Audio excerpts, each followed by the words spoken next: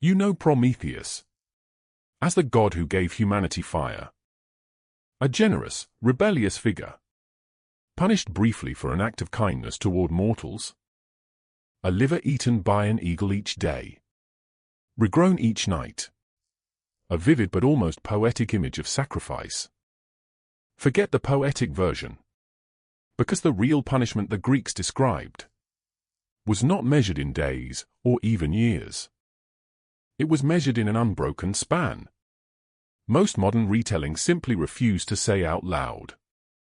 And the crime that provoked it was never really about fire at all.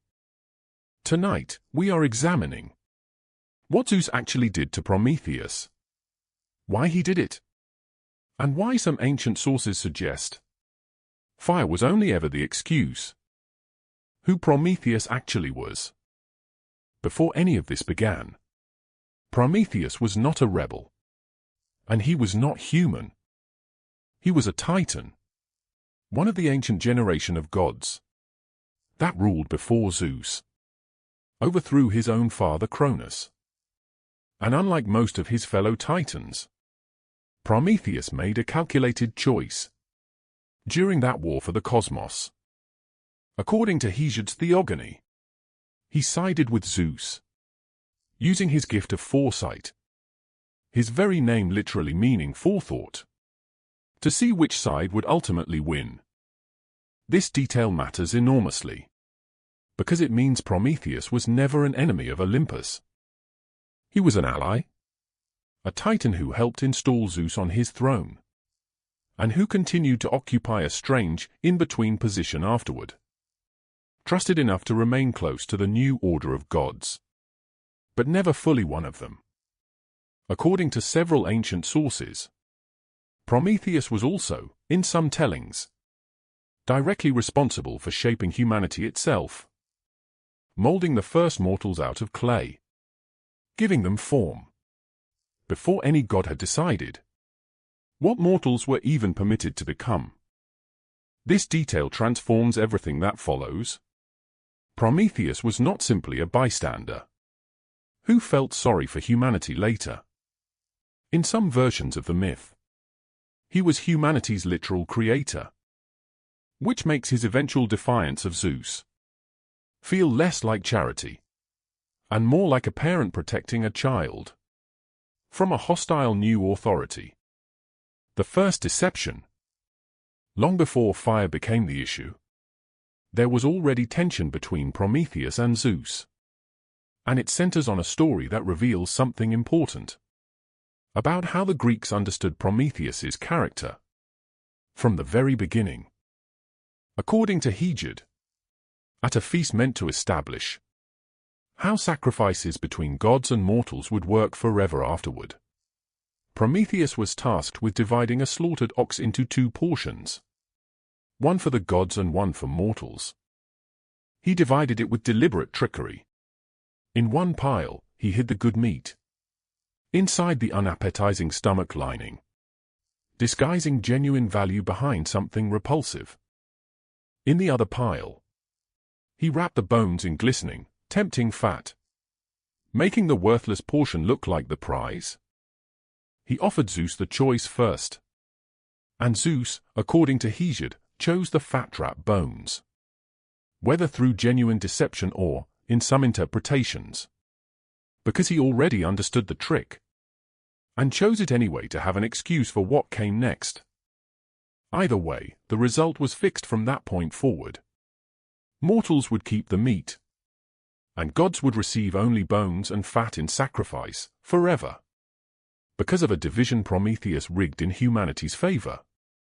This is worth sitting with, because it reveals that the conflict between Prometheus and Zeus did not begin with fire. It began with Prometheus deliberately, knowingly deceiving the king of the gods, in a scheme specifically designed to benefit mortals at Zeus's expense. Zeus's fury, according to Hesiod, was immediate and lasting. He knew he had been tricked, and he withheld fire from humanity specifically as retaliation. A punishment aimed not at Prometheus directly, but at the mortals he had just favored. The theft of fire, This is the detail that transforms the famous story you already know into something with far more weight behind it. Prometheus did not steal fire as a spontaneous act of generosity towards strangers. He stole it as an act of open defiance against Zeus, specifically to undo a punishment Zeus had deliberately inflicted on humanity because of Prometheus's own earlier trick.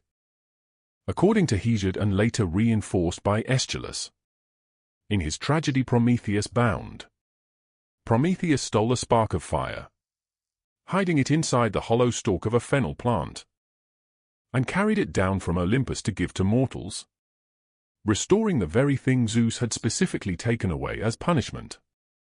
Think about what this means for how Zeus would have perceived it. This was not a first offense.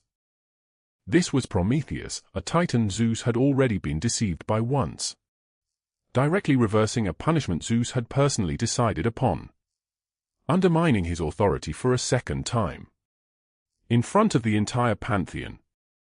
The punishment. Zeus's response, according to Aeschylus's Prometheus Bound, was not simply severe. It was engineered specifically to be as prolonged and inescapable as divine power could make it. Prometheus was seized by Zeus's servants, Kratos and Bia, whose names literally mean strength and force, and taken to the Caucasus Mountains, a remote, desolate range at what the Greeks considered the very edge of the known world.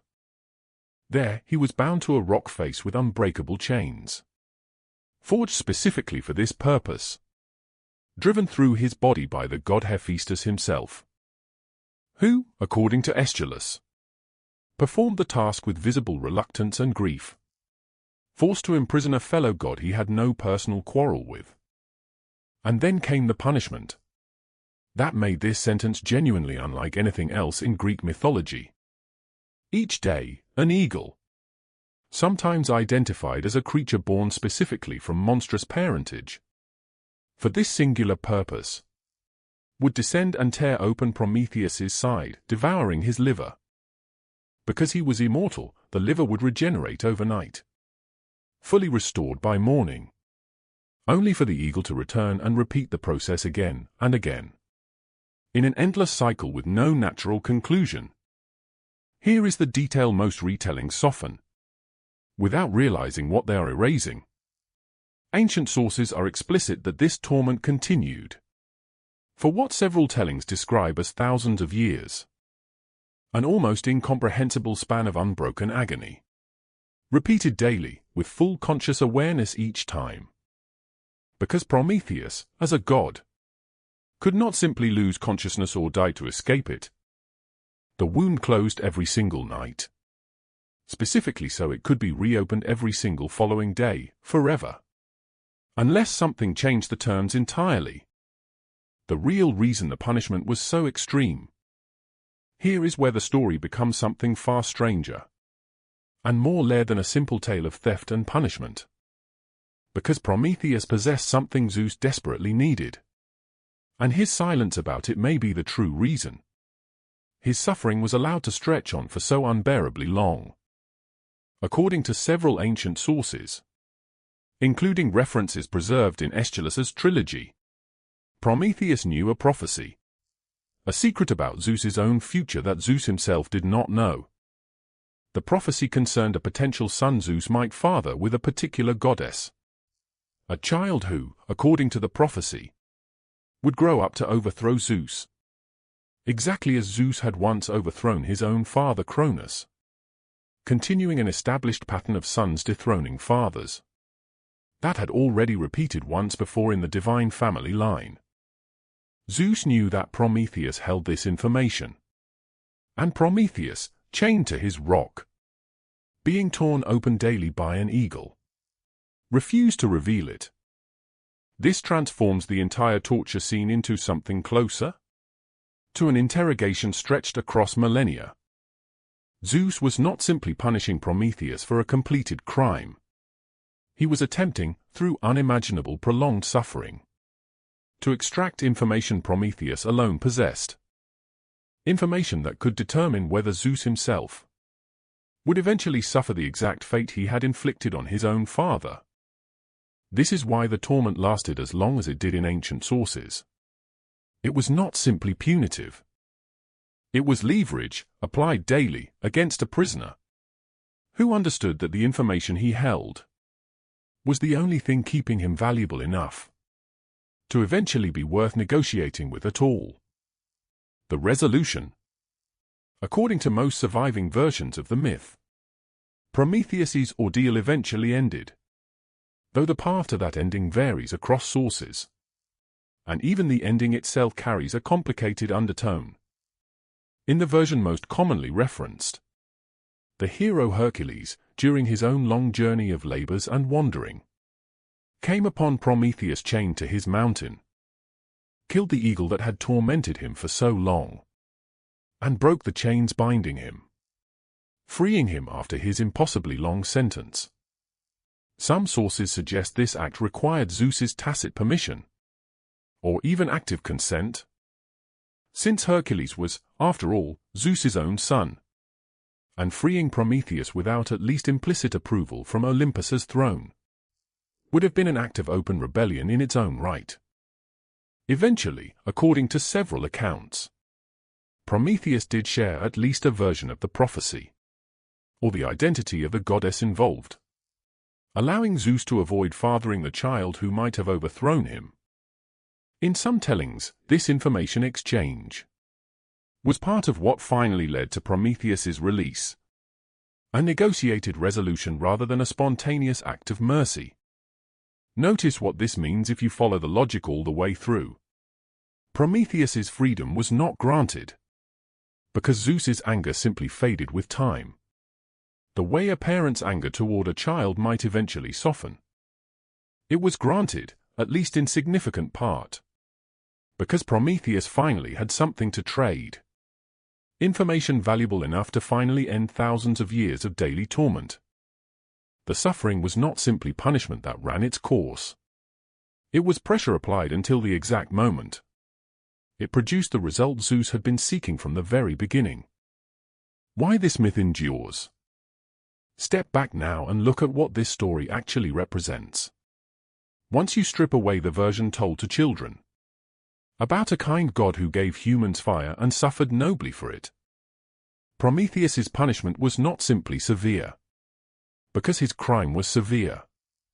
It was engineered to be as prolonged as divine power could possibly make it, specifically because Zeus needed something only Prometheus possessed, and was willing to inflict suffering across an almost unimaginable span of time to eventually extract it. The daily wound, the daily regeneration, the daily return of the eagle was not simply cruelty for its own sake. It was a mechanism, deliberately sustained, to eventually break a silence Zeus could not access through any other means. This is why ancient Greek audiences found something genuinely unsettling in this myth beyond the vivid horror of the torture itself.